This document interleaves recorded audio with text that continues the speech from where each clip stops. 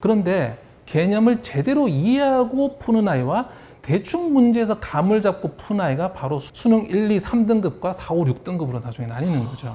근데 진짜 말씀하신 거죠. 저 수학과 문해력이 과연 얼마나 연관이 있을까 했는데 이 문제를 딱 보니까 정말 이거 문해력이 안 받쳐주면 사실 수학 공부를 잘하려야 잘할 수가 없구나.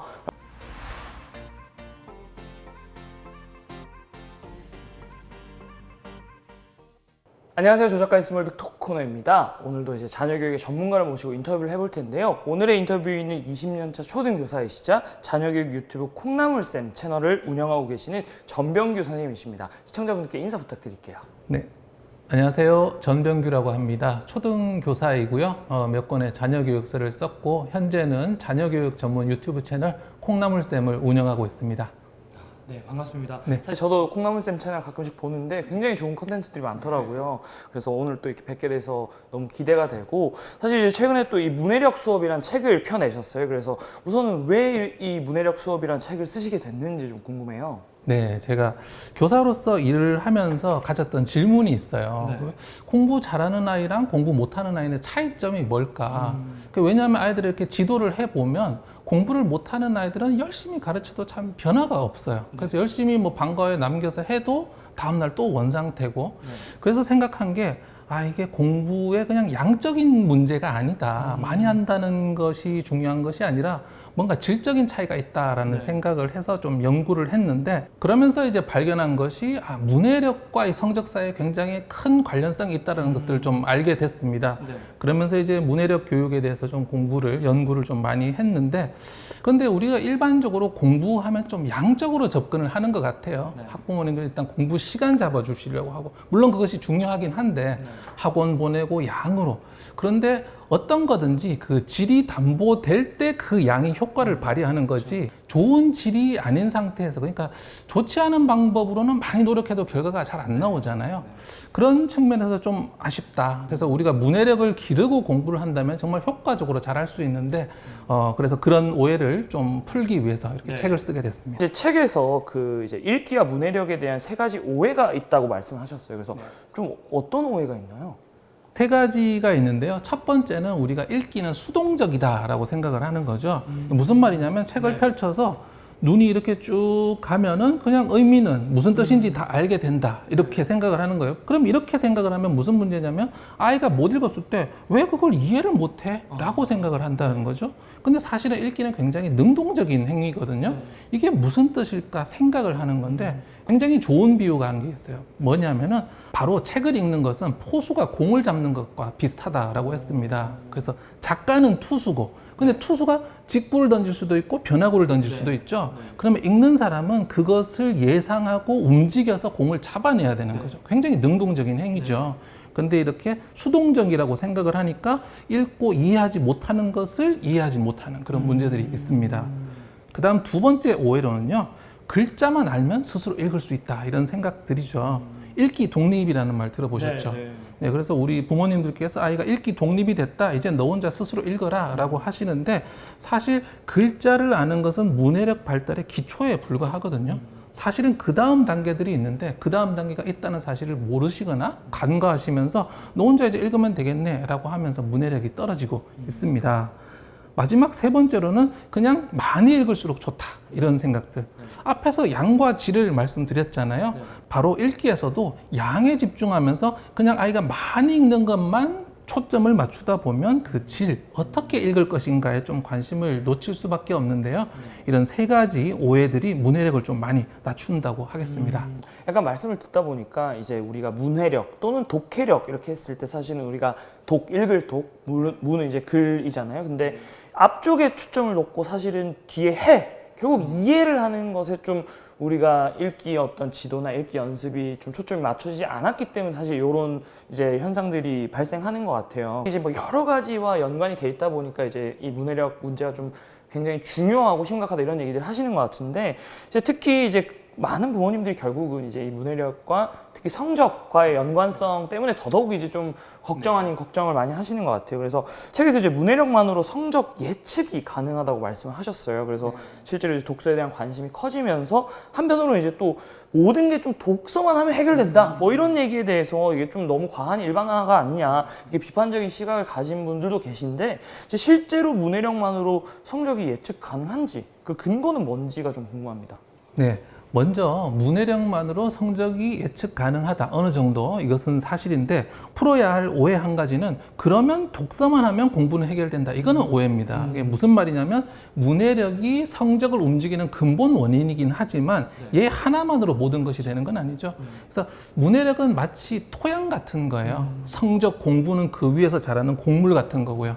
그래서 토양이 비옥하지 못하면 이렇게 노력을 해도 좋은 곡물이 자라지 않잖아요. 그렇게 문해력을 길렀을 때 좋은 곡물이 자랄 수 있는 거고, 그 다음에 이제 토양이 좋으면, 문해력이 좋으면 이렇게 조금 적은 노력으로도 오히려 큰 효과를 거둘 수 있잖아요. 그래서 문해력이 성적을 움직이는 가장 중요한 변수이긴 하지만 문해력이 좋다고 해서 공부를 안 하면 공부를 잘할 수 있는 건 아니에요. 그러면 이제 문해력이 성적과 어떻게 연결되어 있는가, 이거 굉장히 관련성이 높다는 건 저의 주장이 아니라 사실 많은 연구를 통해서 증명된 바입니다.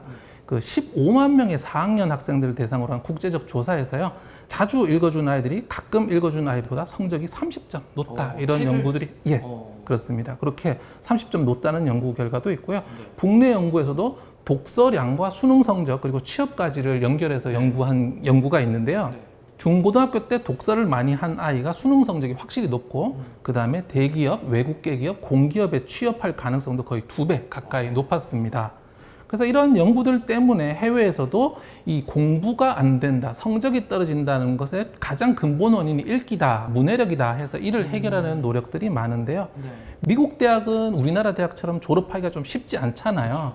졸업장을 못 따고 있는 학생들이 너무 많은 거예요. 그래서 이제 교육부에서 그 원인이 뭐냐라고 하니까 결국에는 문해력이었습니다. 왜냐하면 졸업을 하려면 논문을 읽고 자기가 그것에 대해서 생각하고 써야 되잖아요. 근데 문해력이 떨어지다 보니까 참고 문헌들을 읽지를 못하는 거예요. 이해를 못해서. 그래서 이 학생들을 졸업시키기 위해서 문해력 교육을 중심에 둬야 된다, 이런 이야기도 했고요. 네. 그러니까 저도 지금 말씀드리면서 좀 생각이 나는 게, 제가 대학교 입학하고 수업을 들었을 때랑 제가 이제 실제로 군대 들어가서 이제 책을 100권 정도를 읽었어요. 근데 제대를 하고 공부를 할 때랑 이게 약간 사실은 성적도, 사실 제가 제대하고 처음 장학금을 받았거든요. 그러니까 성적도 이 공부하는 게 되게 많이 달랐는데, 아, 그게 약간 그때 그런 독서에 있었구나라는 생각이 말씀 들으면서 들었습니다. 근데 제가 이제 책을 이제 쭉 다 읽어봤는데 사실 뭐 여러 인상 깊은 내용들이 있었는데 그 중에서도 이제 인상 깊었던 구절이, 교육 시스템에서 읽기를 배우기 위해서 읽기로 배우기로의 전환은 문해력에 의한 학습의 부익부 빈익빈을 초래한다라고 말씀을 하셨어요. 그래서 이게 정확히 어떤 뜻인지. 네, 읽기를 배우기랑 읽기로 배우기를 먼저 이해하셔야 될 것 같은데요. 읽기를 배우기는 우리가 초등학교 1학년, 2학년 때 이 글자가 뭔지 한글 공부하는 것, 그리고 그걸 가지고 좀 책을 읽는 방법, 말 그대로 읽기 그 자체를 배우는 거예요. 어떻게 읽는가. 읽기로 배우기는요, 읽음으로 통해서, 읽음으로 해서 다른 무언가를 배우는 거죠. 그래서 우리가 초, 중, 고 12년을 이 읽기를 기준으로 나누어 보면 초등 1, 2학년 때는 읽기를 배우는 시기예요. 이 시기 때 읽기를 배워서 이제 3학년부터 고등학교 3학년까지, 사실은 대학교 그 이후까지 읽기를 통해서 배우게 돼요. 우리가 책을 읽죠. 교과서도 읽고 독서도 하고. 그렇게 해서 읽기를 배우기 위해서 읽기로 배우기로 우리의 배움이 넘어가는데, 문제는 읽기를 제대로 못 배운 아이, 그러니까 문해력이 약한 아이는 학습의 부익부 빈익빈 중에서 빈익빈이 계속 일어나는 거예요. 무슨 말이냐면 문해력이 낮으니까 책을 읽으면 이해가 안 되겠죠.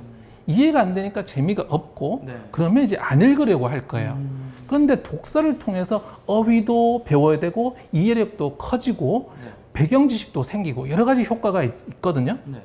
그런데 책을 읽지 않다 보니까 어휘도 제자리, 배경 지식도 제자리, 이런 문제들이 생기는 거죠. 밑 빠진 독에 물 붓기가 되는 거네요. 쉽게 얘기하면. 그러면 이제 결국 문해력이 성적을 올리는 중요한 관건이라는 뜻인데, 조금 더 뭐 구체적인 뭐 예시를 가지고 문해력이 성적에 어떤 식으로 좀 영향을 미치는지 혹시 알 수 있을까요?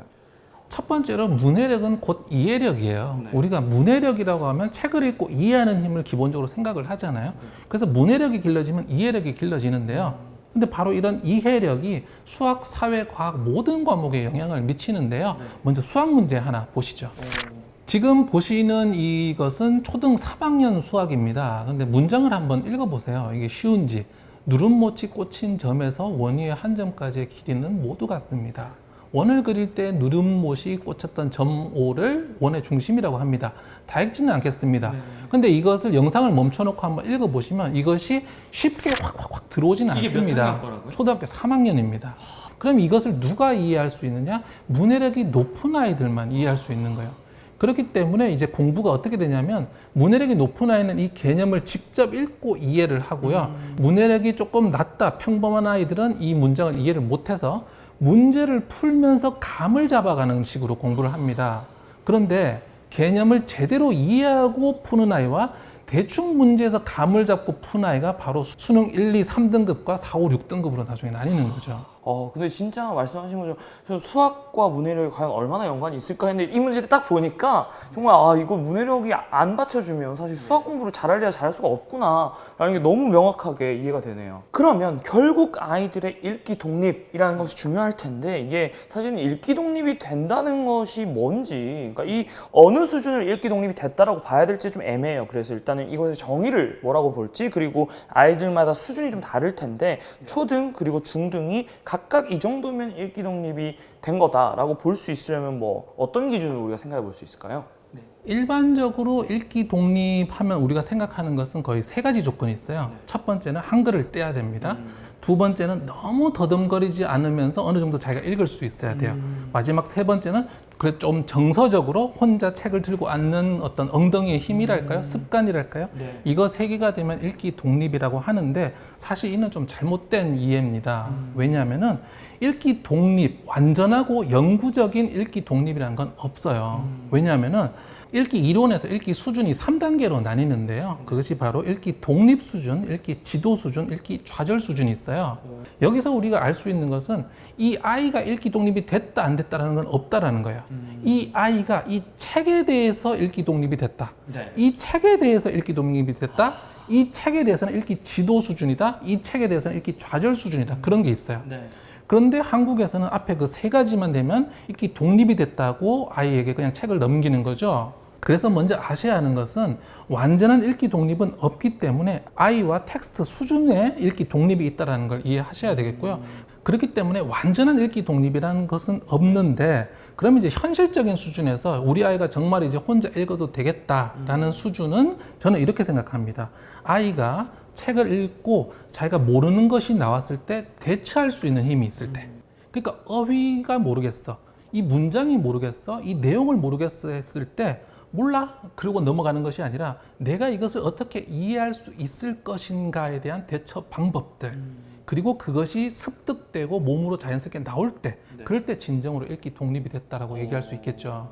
결국은 이제 우리가 보통 세 가지 문자랑 그냥 읽기가 되는 것, 그리고 이제 어떻게 보면 습관이라고 생각을 했는데 이게 이 세 가지가 된다고 우리가 생각하는 뭐 읽기 독립에서 끝, 이게 아니라 어떻게 보면 그 텍스트와 아이들 수준마다 늘 다를 수 있기 때문에 어떻게 각각의 어떤 대처 방법이 필요하다라는 거고, 특히 결국은 이게 학습이라는 게 이제 이 의미를, 어떤 개념들의 관계를 파악하고 나의 언어로 재구성되는 수준까지가 사실은 어떻게 보면 완전 학습이 되는 거기 때문에 그런 것들에 비춰봤을 때 읽기 독립이라는 것은 사실 이제 어떻게 보면 조금 더 높은 수준에 조금 더 오래 걸리는 일이다라고 볼 수 있겠네요. 네, 맞습니다. 우리가 일반적으로 한 2학년 정도 되면 이제 이 아이 읽기 독립됐다, 혼자 읽으니까 이렇게 생각하시는데 그것이 아니라 스스로 모르는 어휘 추론하고 내용 모를 때 이해 전략을 쓸 수 있는 그런 수준까지, 초등학교 고학년, 중학교까지도 읽기 독립이 미뤄질 수 있다는 이야기입니다. 그럼 이제 결국은 읽기 독립 또는 읽기 문해력이라는 관점을 소리 읽기가 아니라 정말 의미 읽기가 더 중요하다는 관점으로 우리가 좀 봐야 될 것 같은데,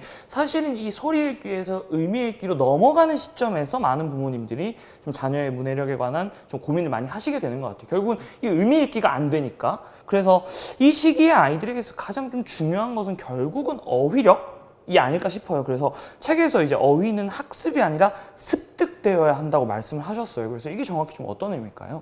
네, 학습과 습득은 이렇게 이해하시면 됩니다. 학습은 우리가 일반적으로 말하듯이 의도적인 공부예요. 아, 어휘 요걸 배워야 되겠어라고 해서 목록을 하든지 어휘를 막 공부를 하는 거고, 네. 습득이라는 것은 자연적인 상황에서 자꾸 접하다 보니까 나도 모르게 몸에 체화된다라고 하죠. 그런 것을 습득이라고 하는데요.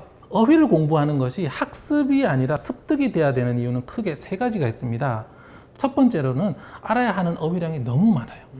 대학교에 진학할 수 있는 수준이 되려면 초등학교 1학년부터 고3까지 하루에 평균 매일 10개의 어휘를 알아야 됩니다. 새로 배워야 되는 거죠. 두 번째는 어휘가 굉장히 다면적이라는 거예요. 그러니까 우리는 어휘라고 하면 어휘 그 소리, 맞춤법이랑 정의를 생각을 하잖아요. 그리고 그걸 자꾸 외우잖아요. 근데 사실은 어휘는 그렇게 구성된 게 아니거든요. 어휘에는 세 가지 측면이 있는데 형태와 의미와 사용 측면 이 세 가지를 알 때 이제 어휘를 안다라고 이야기를 합니다. 그래서 맞춤법, 발음 그리고 단어의 부분들 이게 형태고요. 그 다음에 정의, 개념 그리고 다른 단어와 어떤 관련성이 있는가 이게 의미입니다. 마지막으로는 실제로 언제 어떻게 사용해야 되는가 우리가 뉘앙스라고 하죠. 그런 것까지 다 이해를 해야 하는데 어휘를 학습을 할 때는 이걸 절대로 알 수가 없습니다. 습득 책을 읽거나 생활 속에서 접하면서 아, 저 어휘가 저렇게 사용이 되는구나라는 걸 자꾸 접할 때 습득이 되는 거죠. 세 번째로는 어휘는 한두 번 만나서는 안 되고 굉장히 여러 번 만나야 제대로 이해할 수 있기 때문입니다.